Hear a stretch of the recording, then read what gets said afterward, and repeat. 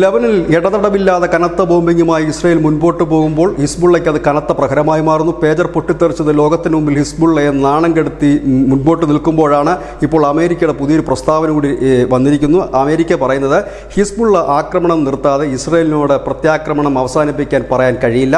അതുകൊണ്ട് തന്നെ ഹിസ്ബുള്ള ആക്രമണം അവസാനിപ്പിച്ചാൽ മാത്രമേ ഇസ്രയേലിനോട് ഇപ്പോൾ നടത്തുന്ന ഈ യുദ്ധം അവസാനിപ്പിക്കാൻ പറയാൻ കഴിയുകയുള്ളൂ എന്ന് പറയുമ്പോൾ അമേരിക്കയ്ക്ക് ഇടനില നിന്ന ഈ ഒരു വിഷയം തീർക്കുമെന്നുള്ള പ്രതീക്ഷയും അംഗീകരിക്കുന്നു. ഒപ്പം തന്നെ സഖ്യകക്ഷികൾ കടലിലും മറ്റും അവരുടെ വാർഷിപ്പുകൾ നേരത്തെ തന്നെ വിന്യസിച്ചു കഴിഞ്ഞിരുന്നു. ഇത് യമനിലെ ഹൂത്തികൾക്കും നേരെ മറ്റും ഇടയ്ക്ക് ആക്രമണം നടത്തുന്നുണ്ട്. അങ്ങനെ നാലുപാടും വളഞ്ഞ് ഹിസ്ബുള്ളയ്ക്ക് കനത്ത പ്രഹരം ഏൽപ്പിച്ചുകൊണ്ട് മുൻപോട്ട് പോകാൻ തന്നെയാണ് ഇസ്രയേലിൻ്റെയും സഖ്യകക്ഷികളുടെയും തീരുമാനമെന്ന് ഇതിൽ നിന്ന് വ്യക്തമാകുന്നു. ഏതായാലും അക്ഷരാർത്ഥത്തിൽ പെട്ടുപോയത് ഹിസ്ബുള്ളയാണ്.